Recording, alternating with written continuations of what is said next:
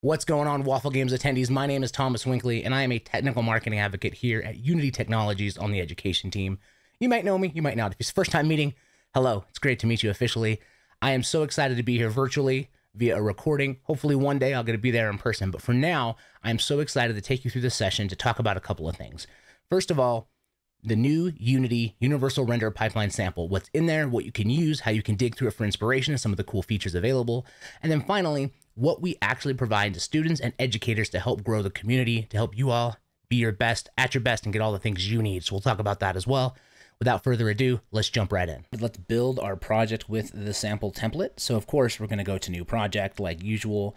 I am using a very specific version of Unity for this demo. I'm using 2022.3.13F1. I think there were some shader changes that need to be updated before the sample project will work with some of the others. So I just want to be sure that you can see everything. If you don't have the Universal Sample downloaded, it's pretty easy. Click on Universal 3D Sample. And where you see I can start my project, you should have a button that says Download Template. I'm going to make this title. I'm going to title this Waffle Demo, and then we'll just go ahead and fire this thing up. Please note that this does take time to install and set up. So through the magic of video editing, I'm simply going to make this move really fast so you don't have to watch this green bar across the art go. So we'll be back in a few seconds with the editor open and ready to cook. The magic of video editing, Unity has fully loaded, and now you can see we've got our Universal Render Pipeline pop-up here with a series of tutorials. First of all, I highly recommend jumping through the tutorials if you want to see how the graphical features are set up. Look at the different sample scenes and how they're created. They are all visually different, as you can tell by this nice splay across the top. Some of my favorites being the desert and the garden. But again, the purpose of this is to show you the diversity and the power of the Universal Render Pipeline and give you inspiration on how you can leverage these tools. So let's dive into a couple things I really like. I'm going ahead and close this, and I'm going to close the tutorials tab just to get it out of the way and kind of scoot this inspector over, give us some more space to see everything. This is the terminal, and the terminal is your central point that you will start out inside of, and then you can jump into the different scenes from the terminal. So there's 3 scenes here. There's the desert, there is the garden, and then of course the kind of cartoony spaceship scene as well. So I'm going to run this so you can see how this works. It's using our standard first-person controller. So that means you can run around the scene, look left and right, you can do shift to run. I just want to go check out a couple of things. Like, let's go look at this water. Oh, it's beautiful. Look at those reflections. Look at the bouncing caustics. Okay, we'll come up around here again. If you go up to this part of the terminal, you've got 3 rooms you can walk into, and as you walk into the room, some really cool stuff happens. So let's see, that's the desert. That looks like the spaceship. This looks like the garden. So we'll go to the garden first. As I walk in, the screens are going to pop up. You are going to see my editor load because I'm not on the world's most recent laptop. Might be time to call IT. Let's give that a sec to catch up. All right, let's walk right in here. You'll see all of our scenes ready to go. Kind of get this cool, beautiful setup, and we can now see into the garden through these mirrors. And I walk up here, and I'll just point my cursor, and this will do this really cool loading effect where you actually get loaded into the garden, and now you're suddenly here. So that's the first piece of inspiration I like to show is like, hey, check out this really cool shader that warps you into the scene. I just love that like pixelated square shader. But again, this is kind of how this world is set up, and you can run around and look at everything. You may also recognize this scene from our GDC talk on Muse. This is the scene that was used to show how you were prototyping behaviors through behavior tree and everything else. So let's just kind of run through here a little bit and look at everything. This is heavily inspired by Overwatch and Blizzard. Sorry, my light maps are baking really quick and resetting. You can see the shaders compiling in the bottom right. My RTX 2080 is like, listen, dude, what are you doing to me?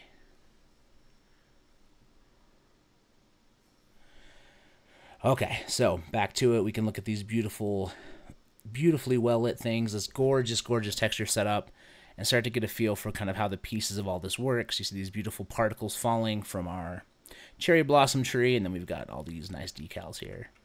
All right, I'm waxing philosophical. Instead, I'm going to exit play mode, and let's go back to the terminal because I want to look at a couple of things inside the terminal first. So one of the things I really like about this URP sample is it does a really good job of using volumes and also using decals to make stuff extra clean and extra detailed. So let's start with some of the decal talk here, and I'm going to show you a couple examples of decals because we also have some decals in the garden that I think are really, really sweet. So let's just kind of move around and fly down towards this water to frame it up.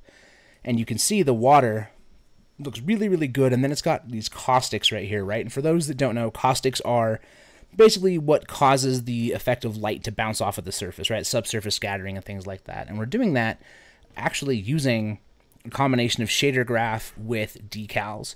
So if we drop down the decals selector here, we can come on down to this water caustics decal, and I'll kind of give you a little bit of room to see into the inspector once it loads. You can see we have our URP decal projector, and then we have a caustic decal material. And if we come look at this caustic decal material right here, you can see we have our texture 2D, and then it's actually got a water caustic shader graph all set up here. And I like to do this too, just to see the difference in detail by just simply disabling this decal. So if we disable the decal, the water's still moving. It still looks good. It's still water, right? But it's not quite as noticeable. It doesn't pop as much, and it doesn't feel as watery as it probably should, which is a weird statement to say out loud. But you still get this nice water effect, but it's harder to tell that the surface is there, right? We're getting those reflections, and we're getting kind of the movement of the water as we look around here. But we're not getting that really nice detail that says, hey, light is actually bouncing off of this, notice me. And so adding those decals really, really, really enhance this. The other part of the decal stuff I really like, and the use that really made me smile here, is if we look at some of these grime decals, we can actually look at some of the world pieces that we want to show grime on. And they're kind of all over the place in here, just being used to like really grimify like the glass and the stuff going through. But let's actually go to some of this floor grime. Here we go.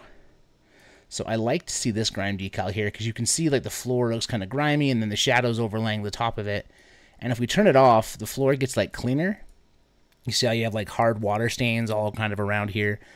And it's very subtle. It's not a super, super hard noticeable thing, but it's subtle enough that it adds this nice touch to the world, but it's not, you know, too dark or too in depth, but it's doing just enough to make it look a little bit unique and a little bit different. So I'll spend a lot of time in this talk talking about how cool I think decals are, mainly just because I think these are really, really great. So you should definitely check those out.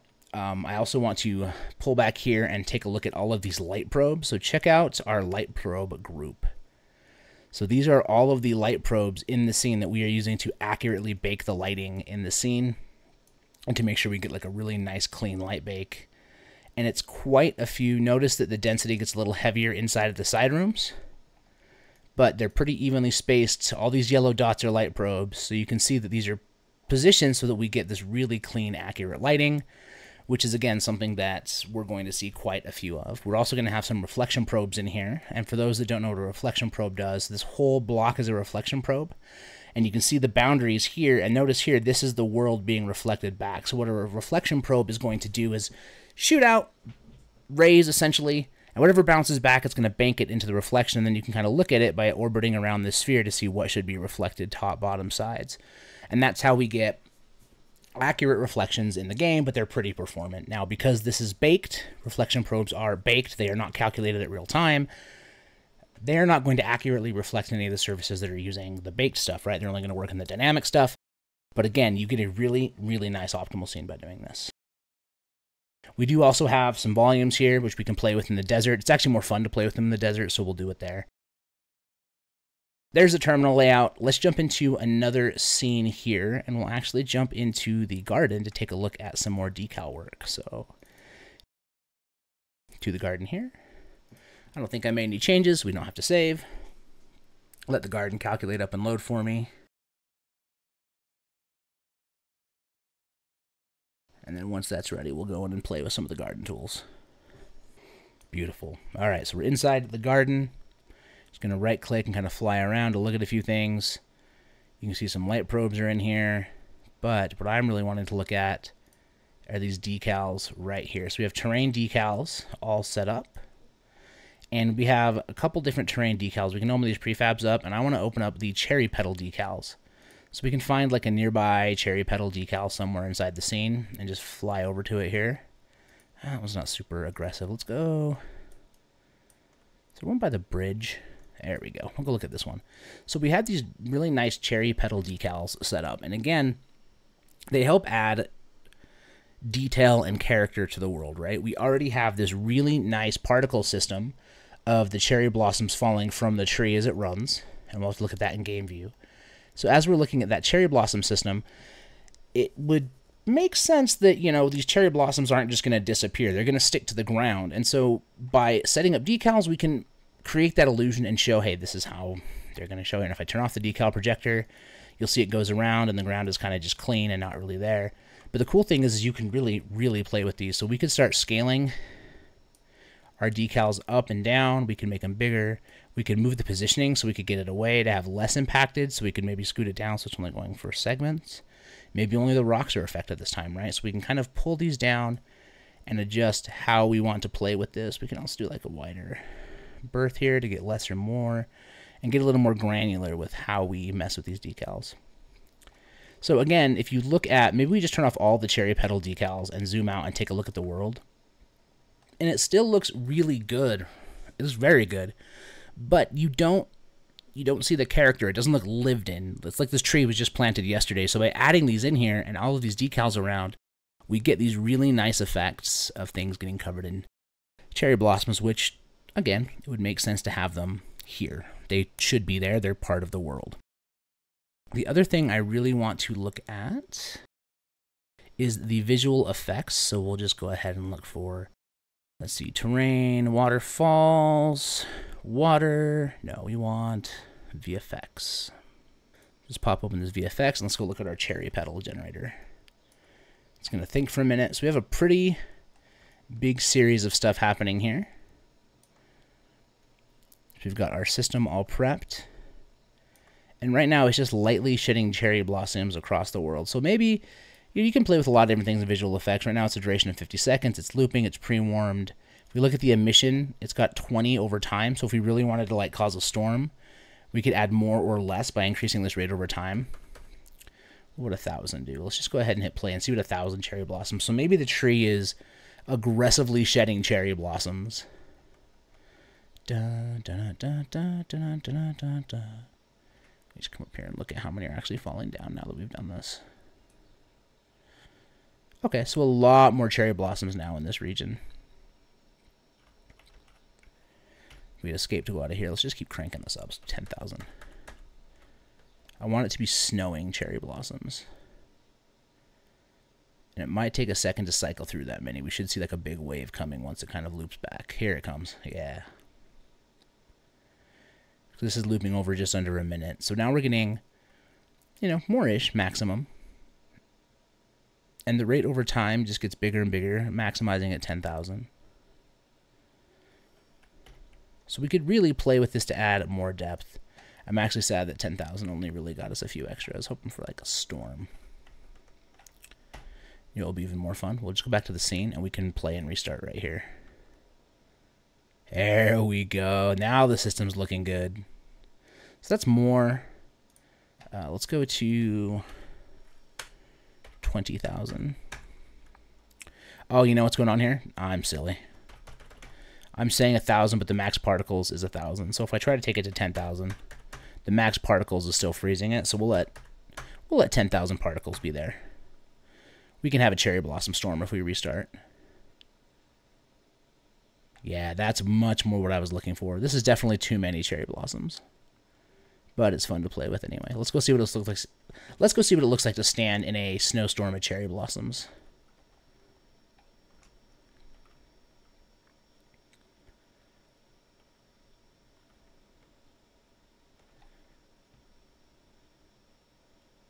Oh, here they come.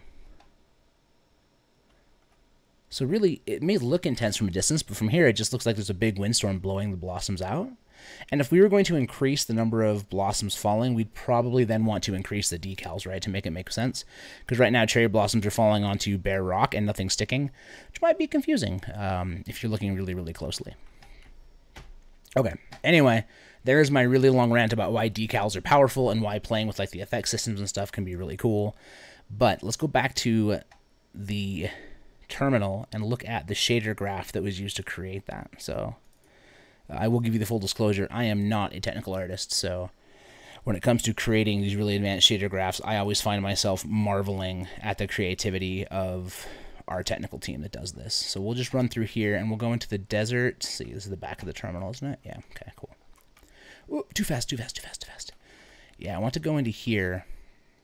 And the shader I really want to look at is the shader that was done on the screens. The screens have some really, really cool stuff happening here. So we go to screens. Yeah, so we have our light map and everything. Animator. There's a collider for the screen for distances. Let's go see what the material is assigned, though.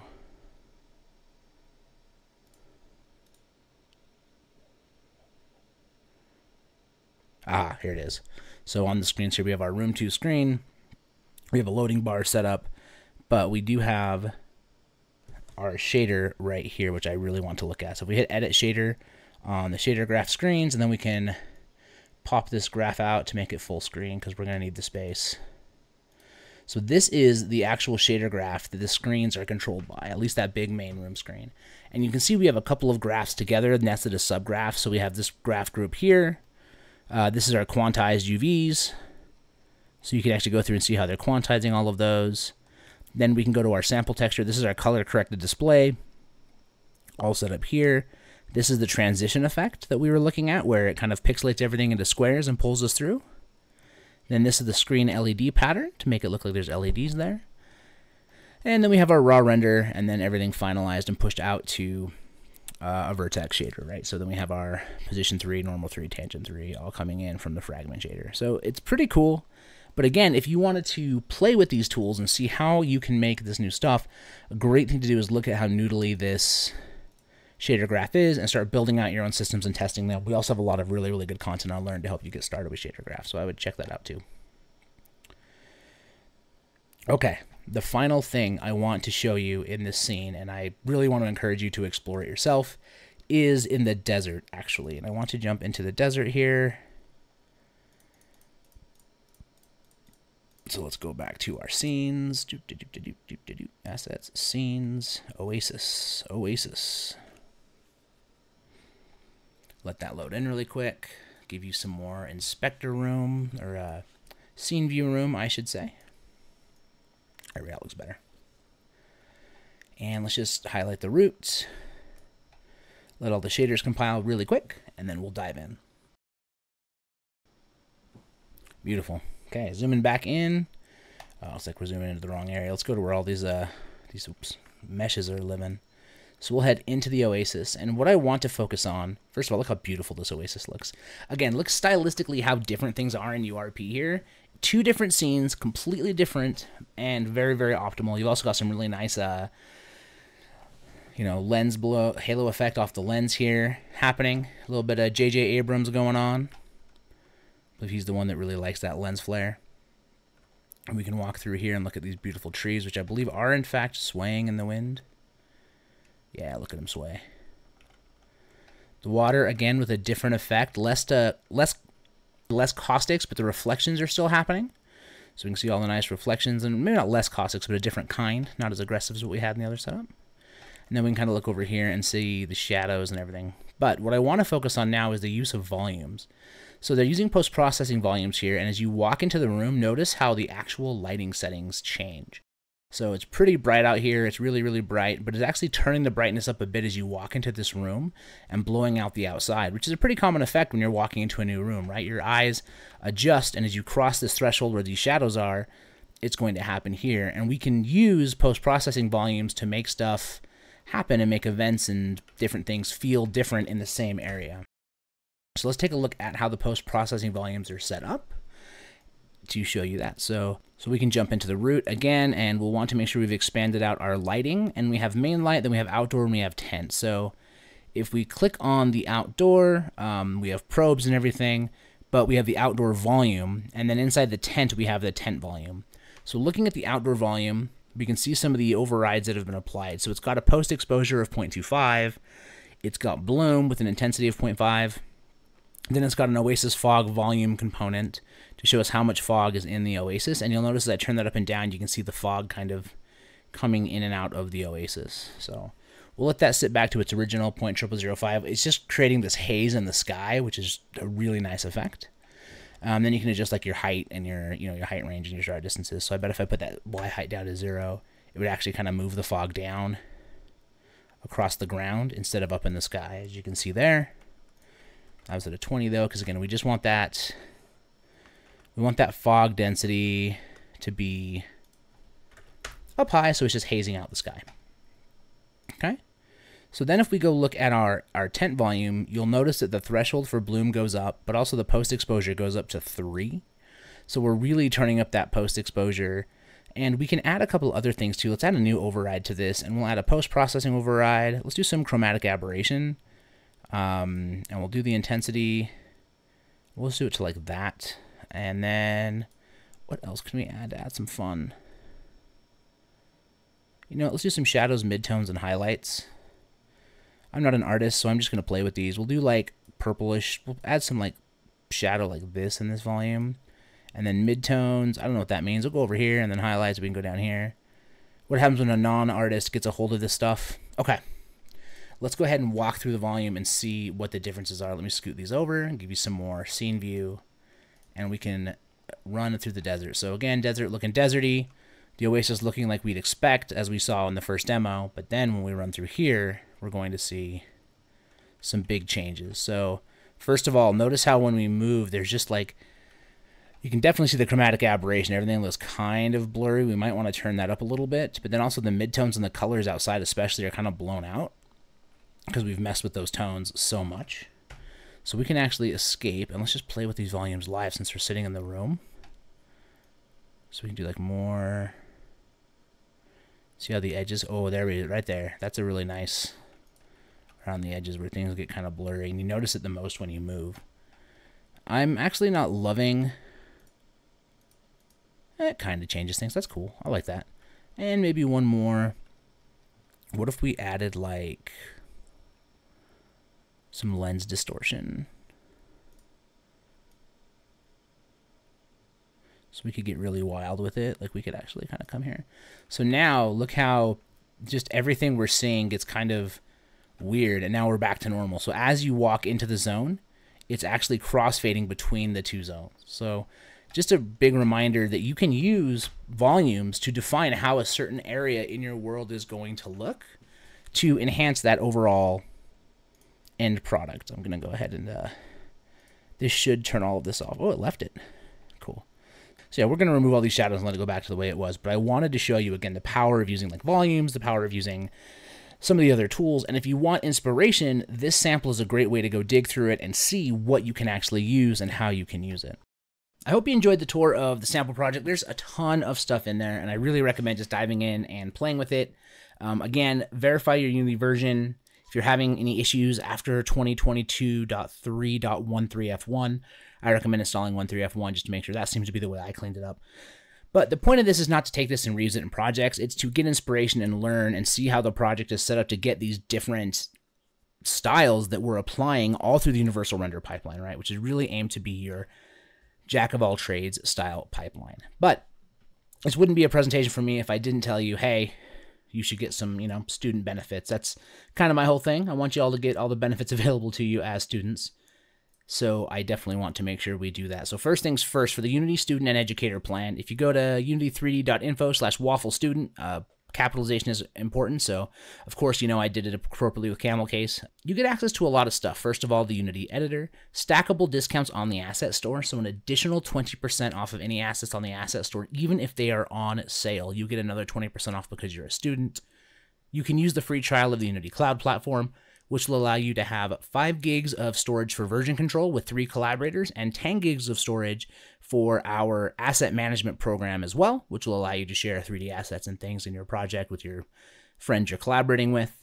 Then you get the Cinti Asset Pack. This Polygon Educational Pack is amazing. It's normally $80. You get a whole bunch of free 3D models ready to be used with either Muse Animate or uploaded into Mixamo or handed off to your friends that are rigging and animating, or rig and animate yourself, right? They are production ready and good to go. Of course, you get access to Unity. We already talked about that. And the big thing I absolutely want to let you know about is that the Odin Inspector is now free for students. So when you sign up for your student plan, you will get an email inviting you to the Odin Inspector setup, where you will get Odin Inspector, Odin Validator, and Odin Serializer, all included to use for your educational projects. We are aiming to enhance everything you have access to, so please, please, please check these out.